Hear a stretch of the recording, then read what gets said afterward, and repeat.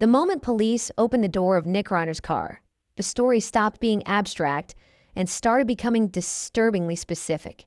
Until that point, the case had lived in speculation, fragments of witness accounts, and emotional reactions. What was found inside that vehicle did not scream chaos. It suggested something colder, something deliberate.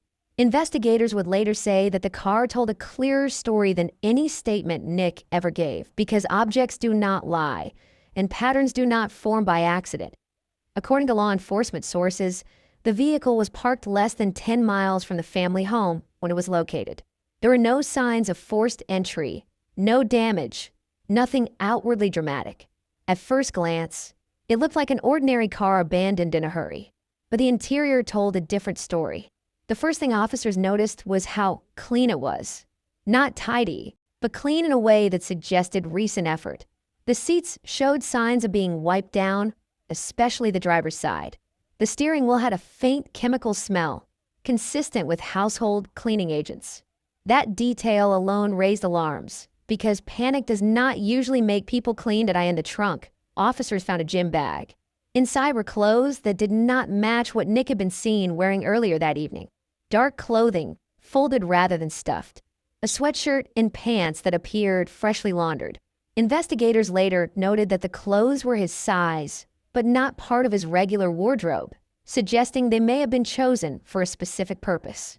Next to the clothes was a pair of gloves. Not work gloves, disposable gloves, the kind used to avoid leaving fingerprints. Then came the detail that shifted the entire tone of the investigation.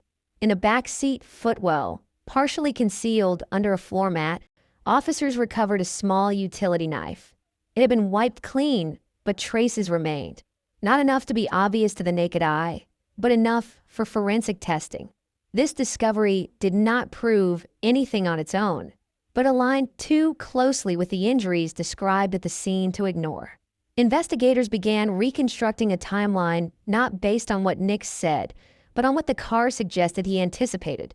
There's also a notebook found in the center console. No manifesto, no dramatic confession, just dates, short phrases, and what appear to be expenses. Hotel charges, gas receipts, cash withdrawals. It looked less like the writings of someone unraveling and more like the notes of someone planning movement. One line in particular stood out to detectives because it predated the crime by several days. It referenced the same hotel where Nick was later seen after leaving the house. That detail weakened any claim that his actions were spontaneous. Perhaps most unsettling was what was not found. There was no sign of a struggle inside the vehicle. No blood spatter. No torn fabric. That absence suggested that whatever happened had been compartmentalized. The violence occurred elsewhere, and the car was treated as a transition space. A place to change, to reset, to move on to the next step. Investigators often say that people reveal their mindset through how they manage transitions. In this case, the transition appeared controlled. Police also recovered Nick's phone from the car. It had been powered off. When examined later, it showed that location services had been disabled manually shortly after the estimated time of the crime. That action required multiple steps. It was not accidental. It suggested awareness of tracking and a desire to avoid it. Again, this did not align with the image of someone acting purely on impulse to investigators. The car became a silent witness. It did not show rage. It showed preparation. It showed awareness. And it showed an attempt, however imperfect, to distance actions from consequences. One detective reportedly remarked that the vehicle looked like it belonged to someone who expected to keep moving, not someone who expected to be caught immediately. None of these details alone explain everything, but together, they form a picture that is difficult to ignore. A picture of forethought layered over chaos, of a person who may have been emotionally unstable, but not unaware. The car did not explain motive. It explained behavior. And behavior is often what juries understand best. As the investigation continued, prosecutors would return to the car repeatedly. They would argue that it contradicted any narrative of sudden loss of control. Defense attorneys would counter that mental illness can coexist with planning. But one fact remained unchanged. The contents of that car did not look like the aftermath of a single explosive moment. They looked like the aftermath of a sequence. And that is why what police found in Nick Reiner's car matters. It did not answer every question, but it reframed them. It shifted the conversation from what happened inside the house to what happened after. From emotion to intention, from chaos to control. And once that shift occurs, the entire case begins to look very different. Investigators did not stop with what was visible. They treated the car as a behavioral map, asking not just what was inside it, but why each item was placed where it was. The positioning mattered. The gloves were not in the glove compartment. They were in the gym bag, alongside the spare clothing, suggesting they were part of the same sequence. Change clothes. Use gloves. Move on.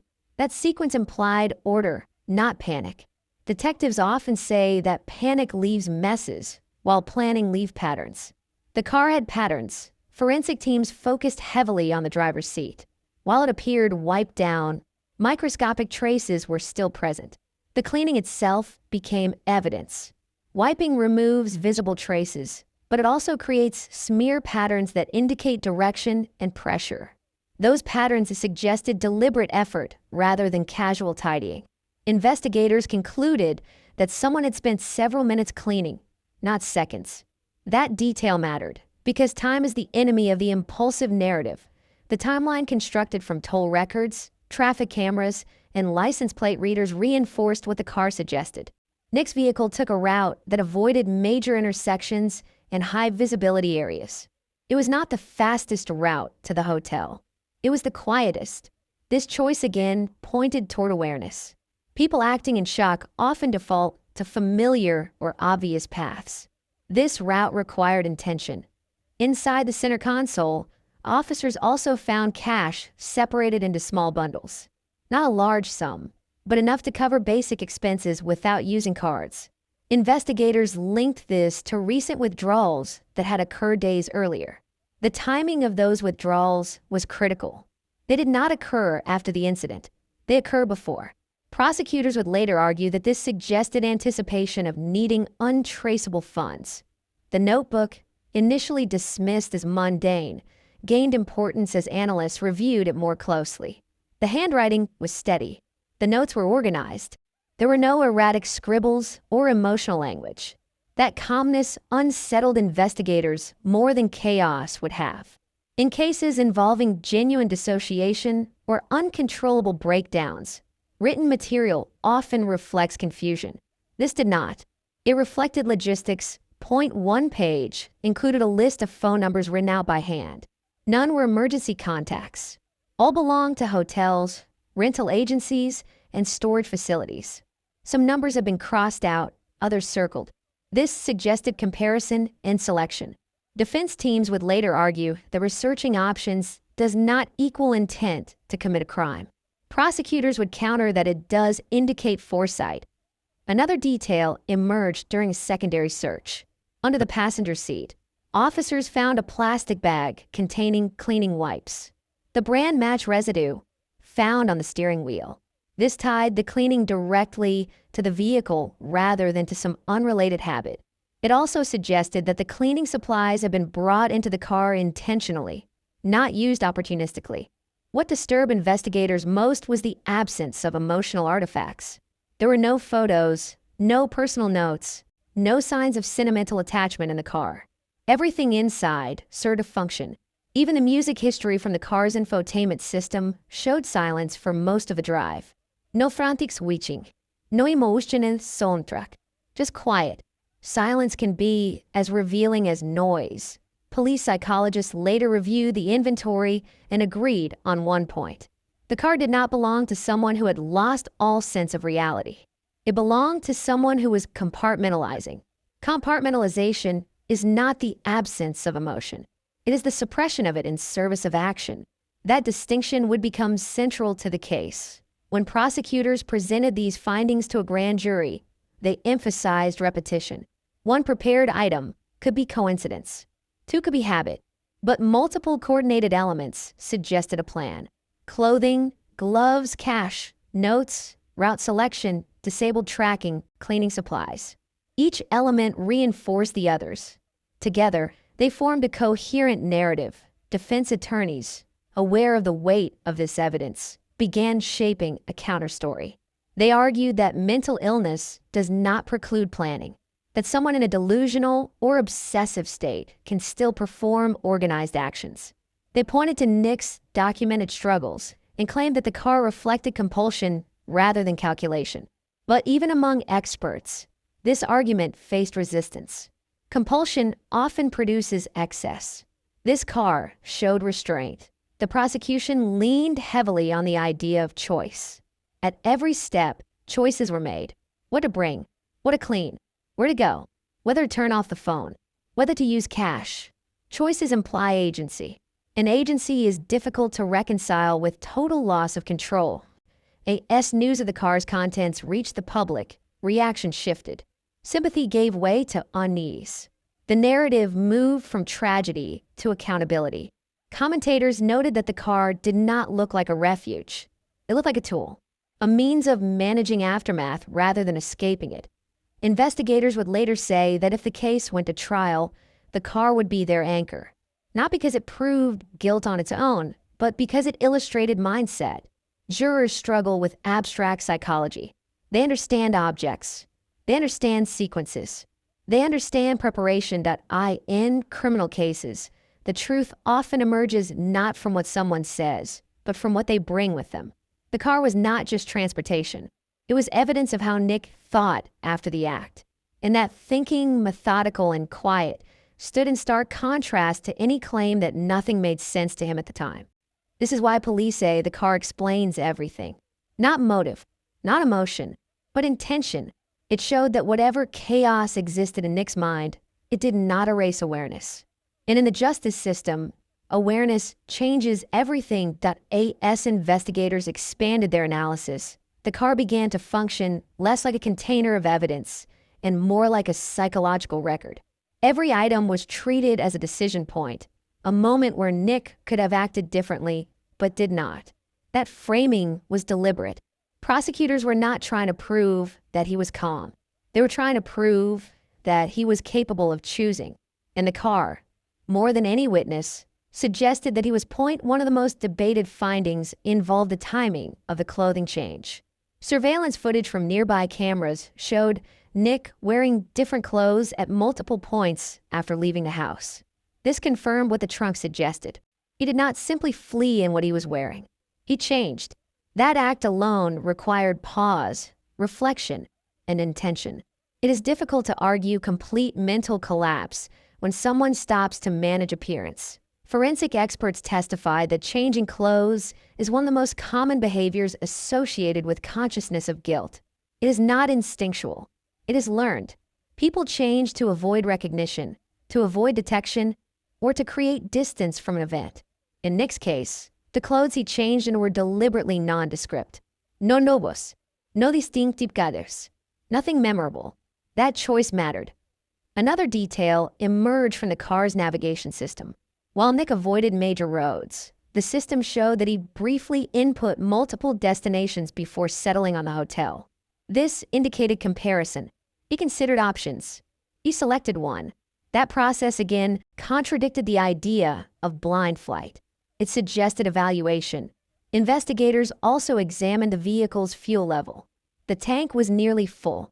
Records showed it had been filled earlier that day. That detail initially seemed insignificant, but it became critical when placed in context. Filling the tank ensured extended mobility. It reduced the need for stops. It reduced exposure. This is not something people typically think about in the middle of a breakdown. It is something they think about when they anticipate movement. Inside the glove compartment, officers found a printed map, old-fashioned, paper, highlighted routes marked in pen. Some were crossed out, others circled. This was not navigation out of necessity. It was navigation by design. Digital systems can be tracked. Paper cannot. That distinction did not escape investigators. The prosecution later argued that this level of redundancy, digital planning supported by analog backup, demonstrated sophistication. Defense teams countered that paranoia can drive excessive preparation. But even paranoia follows internal logic. It does not erase it. The question was not whether Nick was distressed. It was whether distress eliminated responsibility. As more details emerged, the car became the centerpiece of expert testimony. Criminal psychologists explained that individuals capable of post-event planning are generally considered capable of understanding their actions. They may be emotionally overwhelmed, but they're not disconnected from reality. Nick's behavior, as reflected by the car, suggested goal-oriented thinking rather than disorganized thought. Another unsettling element was the absence of any attempt to destroy the vehicle or abandon it in an obvious way.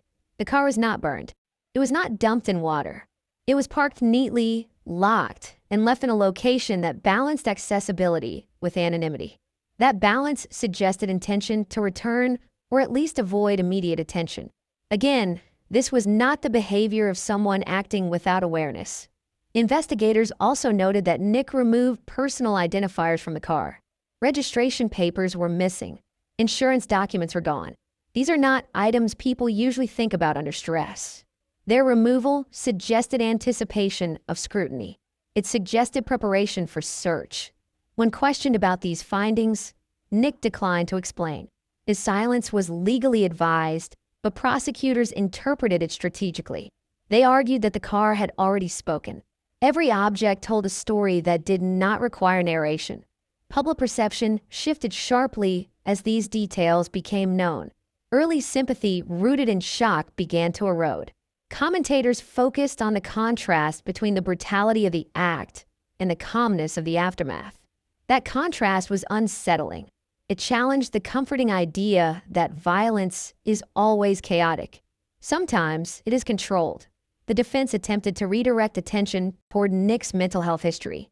They presented records of instability, addiction, and emotional volatility. They argued that planning does not negate illness. And legally, they were correct. But juries do not decide based on theory alone. They decide based on coherence. The car presented a coherent sequence of actions. Prosecutors emphasized that the law does not require emotional stability. It requires understanding. The car showed understanding. It showed awareness of consequences and attempts to mitigate them. That is often enough to establish criminal responsibility. In closing arguments during pre-trial hearings, one prosecutor summarized it bluntly. This was not a man who did not know what he was doing. This was a man who knew exactly what he needed to do next. That statement would echo throughout the case. The car did not reveal motive. It did not explain emotion. It did not justify anything, but it removed doubt about one critical question: whether Nick was capable of making choices after the act. The evidence suggested he was. And in the justice system, that capability is the line between tragedy and crime. The car did not just transport Nick away from the scene. It carried the weight of his decisions. Decisions that would follow him into every courtroom, every argument, and every judgment to come to as the case moved closer to formal charges. The car evidence began influencing not just legal strategy, but how investigators interpreted every other piece of information. Statements were re-examined. Timelines were tightened. Witness accounts were filtered through the lens of intention rather than impulse. The car had changed the frame. Once intention enters the picture, everything else is evaluated differently. Detectives revisited the initial claim that Nick appeared disoriented after the arrest. Video footage from the gas station showed him scanning his surroundings, but not erratically. His movements were measured. He waited his turn. He paid. He left. Investigators compared this behavior with the internal order of the car. Both suggested controlled function under stress. That alignment strengthened the prosecution's argument that Nick was operating with awareness before and after the crime. Attention then turned to what Nick did not bring with him. There was no emergency medication, no personal comfort items, no sign that he anticipated needing help. Instead, the car contained tools designed to manage exposure and movement. That absence mattered. It suggested that survival, not stabilization, was the priority. Investigators often look at what people pack when fleeing. Those who believe they are in danger pack protection. Those who believe they are being pursued pack concealment. Forensic accountants were brought in to analyze the financial patterns connected to the cash found in the car. Withdrawals were made in increments designed to avoid alerts. The timing of those withdrawals aligned with entries in the notebook. This was not reckless spending. It was controlled access. Prosecutors argued that this demonstrated foresight and planning across multiple days, not hours. The defense responded by emphasizing Nick's history of erratic behavior, pointing out that structure can sometimes emerge during manic or obsessive episodes. They brought in experts to explain that individuals experiencing certain psychological states can display hyperfocus. The prosecution did not dispute this. Instead, they reframed it. Hyperfocus, they argued, still involves decision-making. It may distort priorities, but it does not erase understanding.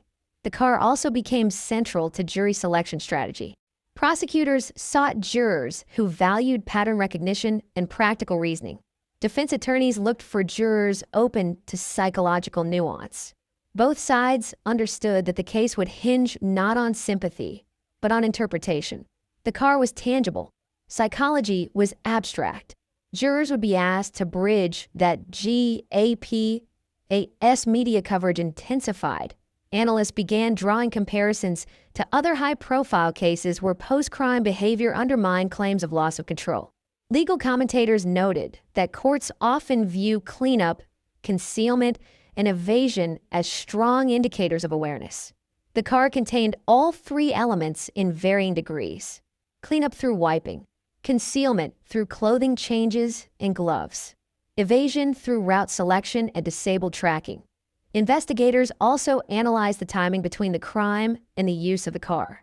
There was no extended period of paralysis. Nick did not sit in the driveway. He did not remain inside the house. He moved. Movement requires choice. That movement was structured, not random. That structure would later be emphasized repeatedly in court filings. Another detail quietly surfaced during discovery. The car had been serviced recently. Oil changed. Fluids topped off, tires checked. This maintenance occurred days before the incident. While maintenance alone proves nothing, prosecutors argued that it fit the broader pattern of readiness. Defense teams argued coincidence. The jury would decide whether coincidence remained plausible once all elements were considered together.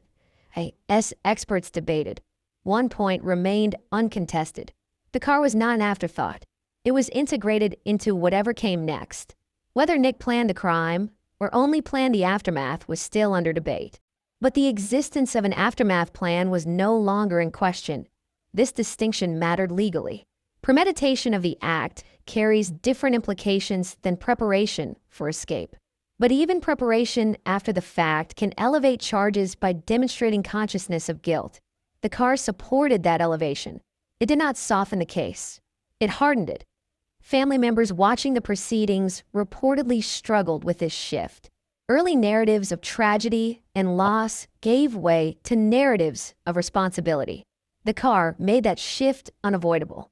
It was difficult to reconcile grief with evidence that suggested control. That emotional conflict played out publicly as sympathy fractured into anger and confusion. The defense attempted to humanize Nick by focusing on his isolation and history of dependency. They argued that the car was an extension of survival instincts learned through instability. Prosecutors countered that survival instincts do not include disabling phones, planning routes, and carrying spare clothes. Those actions serve one purpose: avoidance. That in legal terms, avoidance equals awareness. Awareness equals responsibility.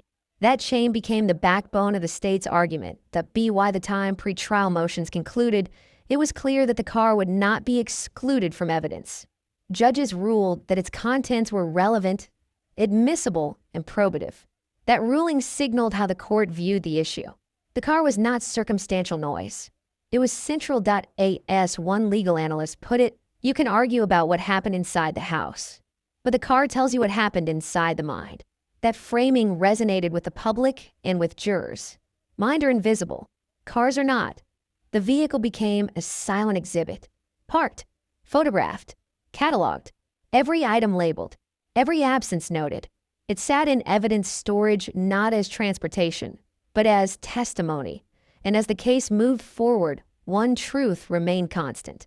No matter how complex the psychology, no matter how tragic the background, the car stood as proof that after the act, Nick Reiner knew where he was, knew what he was doing, and knew what he wanted to avoid.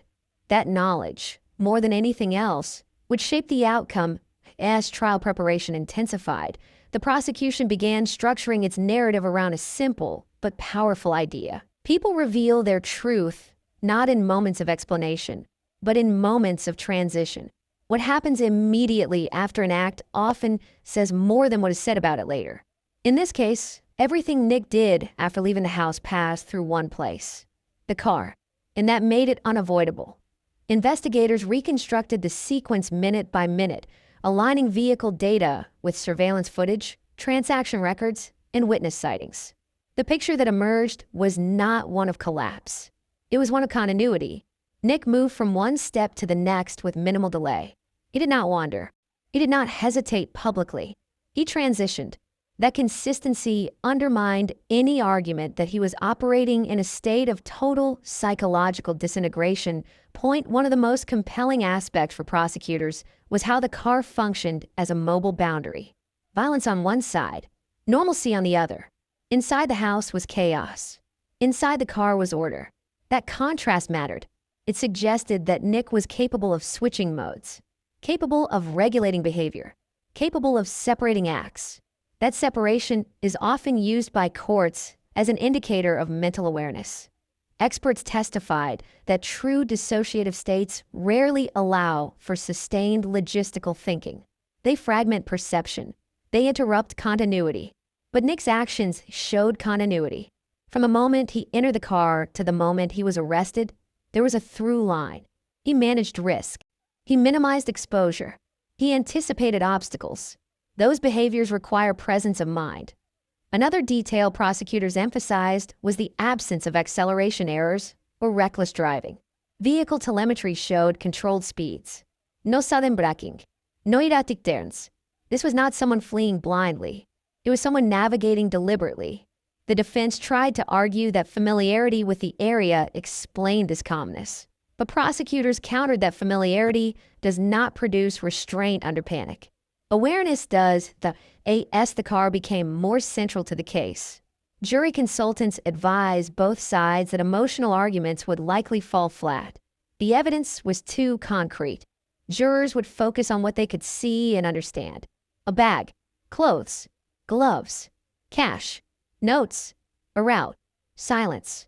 These are not abstract symptoms. They were practical decisions. The defense shifted strategy slightly, attempting to reframe the car not as evidence of planning, but as evidence of fear.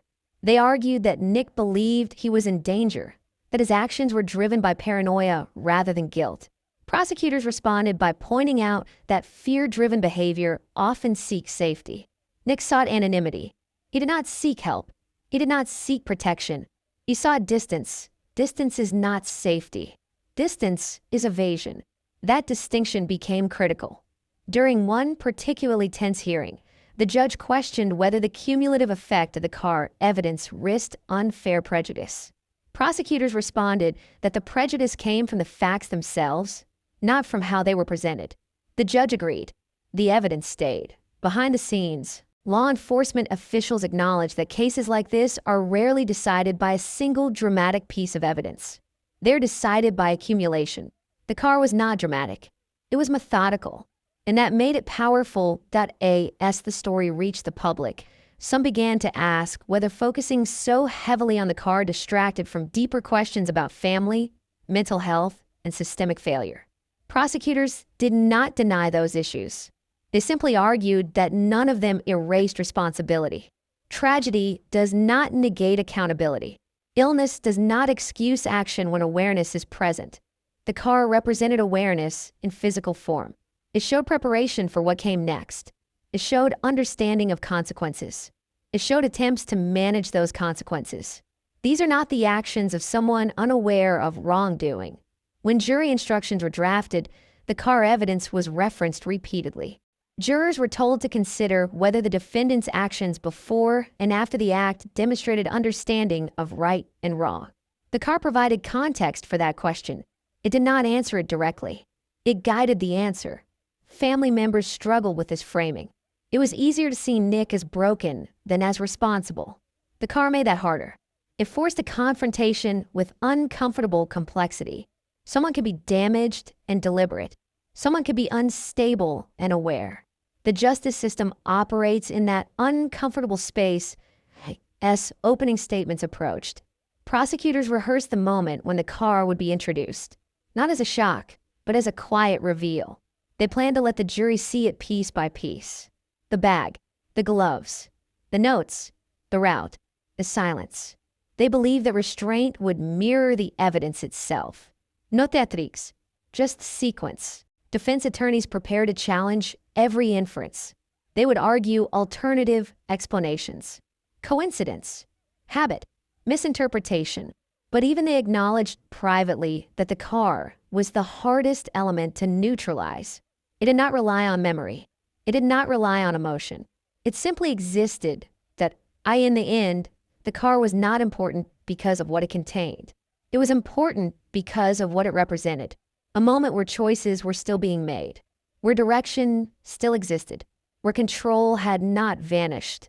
And that is why investigators say it explains everything. Not because it tells the whole story, but because it tells the part that matters most in court. Whether Nick Reiner knew what he was doing when it counted, the evidence suggested that he did. As the trial narrative solidified, the prosecution began preparing for the moment when jurors would inevitably ask themselves a private question. Not whether the evidence was tragic, not whether the family history was painful, but whether they believed Nick Reiner understood the difference between what he had done and what would happen next. The car existed at the center of that question because it lived in the space after the act, when consequences begin to matter. Prosecutors emphasize that post-event behavior is one of the most reliable indicators of mental clarity. In many criminal cases, defendants unravel after the act. They make mistakes. They expose themselves. They behave erratically. Here, the opposite occurred. Nick's behavior narrowed. His actions became focused. He did not expand outward emotionally. He contracted inward strategically. That distinction mattered. Experts testified that people experiencing complete psychological breaks often show disorganization and follow-through. They forget basics. They contradict themselves. They lose track of sequence. Nick did none of those things. His movements were sequential. His actions followed internal logic. Each step served a purpose connected to the next. The car was central to that logic. It was not simply a means of escape. It was a controlled environment where he managed risk. Inside it, he changed identity by changing clothes. He reduced trace by cleaning surfaces. He reduced visibility by choosing quieter routes. He reduced traceability by disabling tracking and using cache. Each action aligned with the same objective. Avoid detection. Avoidance requires awareness. It requires an understanding that something wrong has occurred and that consequences follow. The prosecution made this point repeatedly. Not with emotion, but with repetition. They wanted jurors to feel the weight of consistency. The defense attempted to fracture the consistency by introducing doubt. They argued that Nick's actions could be the product of learned behaviors from a life marked by instability, that he had learned to disappear, to manage chaos, to survive without support. They framed the car as a survival kit rather than an escape plan. But survival kits prioritize safety. They include food, medication, communication. Nick's car included none of these. It prioritized concealment. That difference was subtle but decisive. During one expert exchange, a forensic psychologist was asked directly whether someone could be both mentally ill and criminally responsible. The answer was yes. Mental illness does not erase responsibility unless it eliminates understanding. The car evidence suggested understanding remained intact. Jurors were walked through photographs of the vehicle. Prosecutors resisted dramatic language. They allowed silence. They let jurors sit with the images. A clean seat, a folded sweatshirt, gloves tucked neatly, a notebook with dates, the absence of mess, the absence of chaos. Silence did more work than argument. Defense attorneys cross-examined aggressively, pointing out that no single item proved intent. The prosecution agreed. They argued that intent is rarely proven by one thing, is proven by pattern, and patterns were everywhere. The car also reframed how jurors viewed earlier emotional testimony. Tears heard in court were no longer the center of gravity. Objects were. The narrative shifted from how people felt to what was done. That shift favored the prosecution. Family dynamics, while tragic, receded in a context rather than explanation. The court acknowledged pain without allowing it to excuse behavior. The car anchored the case in action rather than emotion. Legal analysts following the trial noted that the prosecution's approach was unusually restrained. They did not sensationalize the vehicle. They presented it methodically. That restraint mirrored the evidence itself. Quiet, ordered, controlled. Jurors tend to trust narratives that align tone with content. As closing arguments approached, it became clear that the car would be referenced not as a dramatic reveal, but as a steady thread. The prosecution planned to return to it at the end, reminding jurors that while many questions remained unanswered, one question had been answered repeatedly. Was Nick capable of understanding his actions and responding to them intentionally? The car answered that question through behavior. Behavior that showed planning. Behavior that showed awareness. Behavior that showed choice. Defense attorneys, sensing the weight of this argument, shifted focus toward mercy. They acknowledged awareness, but argued for mitigation. They asked jurors to consider the totality of Nick's life rather than the precision of his actions. They appealed to compassion rather than contradiction. But compassion and responsibility are not mutually exclusive in the justice system. Jurors are asked to weigh both. The car made it difficult to deny responsibility. Even while acknowledging tragedy, they asked the courtroom prepared for deliberation. The vehicle remained in evidence storage, unchanged. It did not argue. It did not explain. It waited. Its presence was steady, unyielding. A physical record of decisions made when no one was watching. Investigators would later say that many cases hinge on moments like this. Moments when a defendant could have stopped, could have asked for help, could have surrendered to confusion. Nick did not. He chose management over surrender. That choice, reflected in the contents and condition of the car, became the silent conclusion of the state's case. Not because it resolved every doubt, but because it resolved the most important one. When the jury eventually retired, they carried images of that car with them, not as transportation, but as testimony. A reminder that after the act, when clarity matters most, Nick Reiner was still choosing.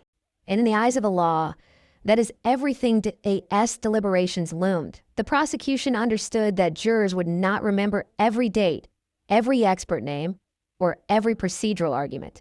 What they would remember were moments that felt concrete, moments where intent became visible. The car was one of those moments, and its significance only grew as the trial moved forward. Jurors were instructed to consider not just what Nick Reiner did, but how he behaved when no one was guiding him. After the house, after the violence, after the irreversible moment.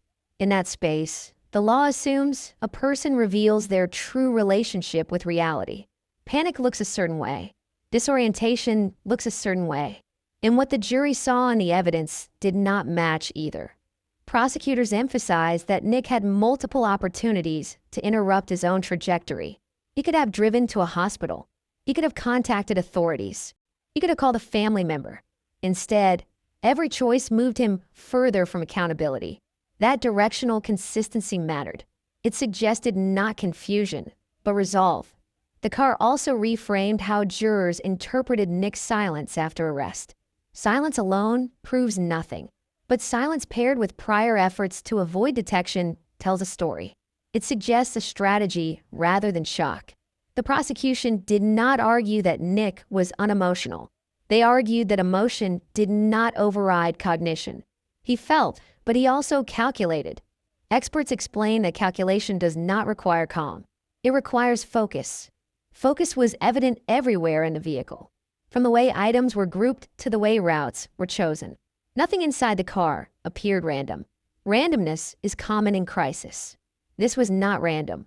The defense continued pressing the idea that Nick's mind was fractured, that he existed in a distorted mental state where actions were driven by fear and compulsion. Prosecutors responded by narrowing the question. They did not need to prove Nick was healthy. They needed to prove he was aware. Awareness does not disappear simply because a person is struggling. It disappears only when reality itself collapses. The car's suggested reality was intact. Nick responded to it appropriately. He anticipated surveillance. He anticipated recognition. He anticipated the need to move quietly. These anticipations required an accurate understanding of the world around him. Jurors were shown diagrams illustrating how each decision reduced exposure. Clean surfaces reduce forensic transfer. Clothing changes reduce identification. Cash reduces traceability. Route selection reduces witnesses. Disabled tracking reduces location data.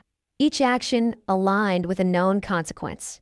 That alignment was difficult to dismiss as coincidence. The AS jurors absorbed this. The emotional center of the case shifted. Sympathy did not vanish, but it was no longer dominant. Responsibility took its place. The car forced that shift by grounding the case in behavior rather than background. Observers in the courtroom noted that jurors spent significant time studying the photographs of the vehicle. They lingered on small details: the neatness, the absence of clutter, the deliberate placement.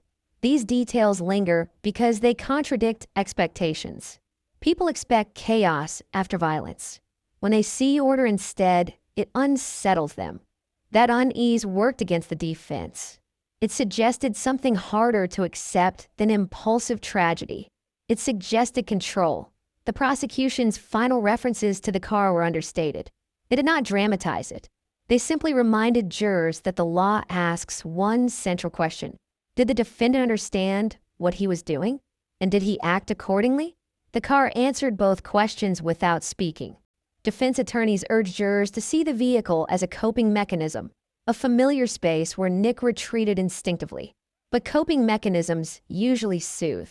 This one concealed. That difference mattered. When jury instructions were read aloud, several jurors nodded as the judge explained how post-offense conduct could be considered. The car fit squarely within that instruction. It was not speculation. It was evidence that AS jurors prepared to deliberate. The narrative they carried was no longer fragmented.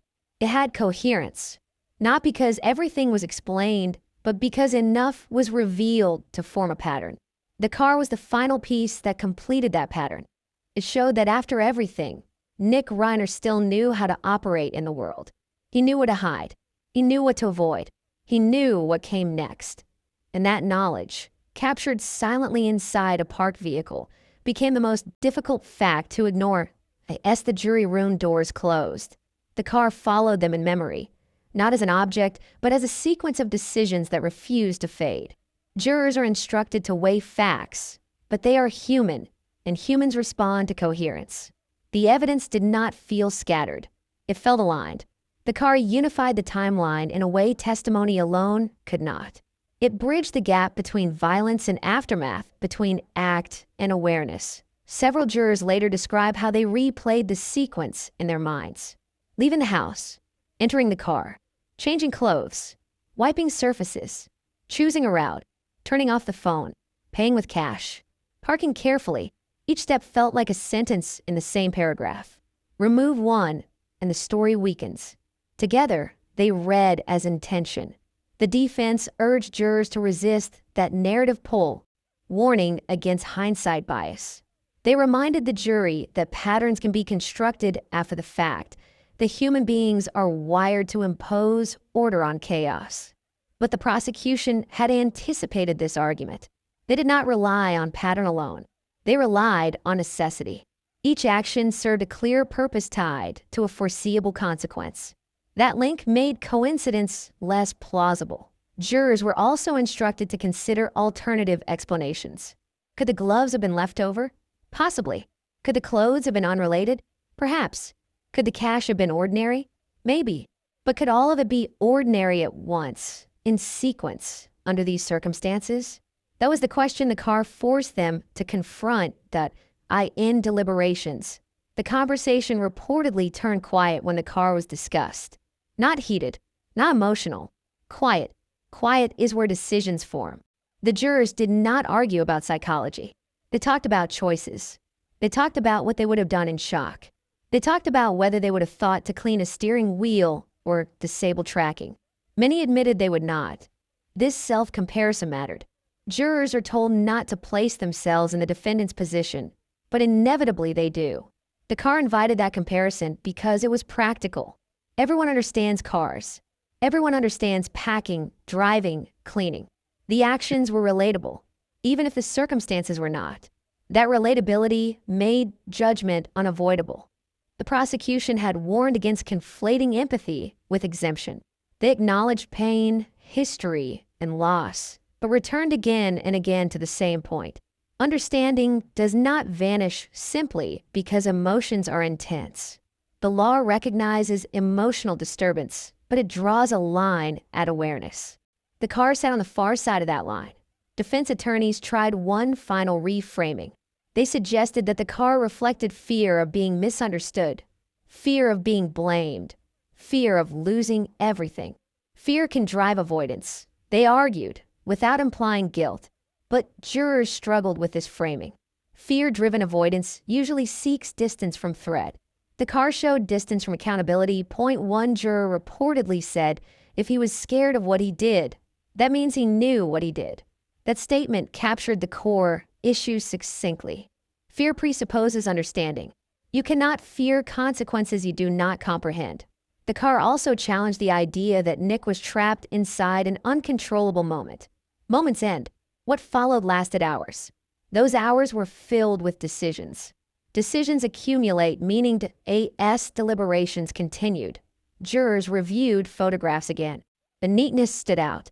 Not obsessively neat, but intentionally maintained. Order without excess. Enough to function. Enough to move on. That balance suggested control rather than compulsion.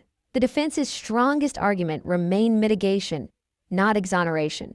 They asked jurors to consider lesser charges, to recognize diminished capacity without erasing responsibility. The car complicated this request. It did not support absence of capacity. It supported selective capacity, which the law treats differently. When jurors returned to the courtroom, the tension was palpable. Families waited. Lawyers watched faces. The judge read the verdicts slowly. Whatever the outcome, one thing was clear. The car had shaped the path to that moment. In the aftermath, legal analysts agreed on one point. This case would be remembered less for testimony and more for tangible evidence that illustrated mindset. The car became a teaching example in law schools and criminal psychology courses. Not because it was extraordinary, but because it was ordinary in a way that revealed intention. Investigators later reflected that the vehicle did not solve the case. It clarified it. It removed the fog that often surrounds emotionally charged crimes. It forced a focus on behavior when no one was watching. For the public, the car changed how the story was told. Early narratives of inexplicable tragedy evolved into discussions of accountability. Sympathy remained, but it no longer dominated. The conversation matured into something harder and more honest. And for the justice system, the car reaffirmed an old principle.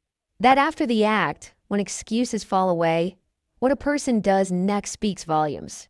In this case, what Nick Reiner did next was not random, not chaotic, and not unaware. It was deliberate. In the end, what lingered was not a single object, not the knife, not the gloves, not the notebook, but the quiet logic that tied everything together. The car did not shout. It did not dramatize. It simply existed as proof that after the worst moment imaginable, the world had not dissolved for Nick Reiner. Roads still connected. Choices still mattered. Consequences were still understood. For many watching from the outside, this realization was the most difficult to accept. Tragedy is easier to process when it feels senseless. It allows grief to exist without judgment. But the car disrupted that comfort.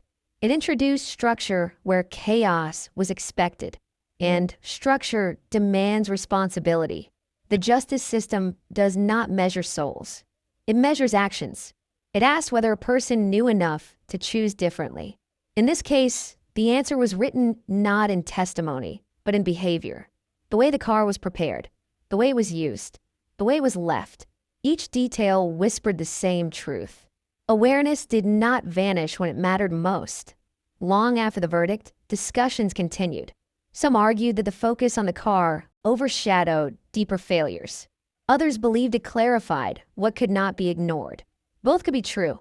Systems can fail, families can fracture, and still an individual can act with understanding. These realities do not cancel each other out.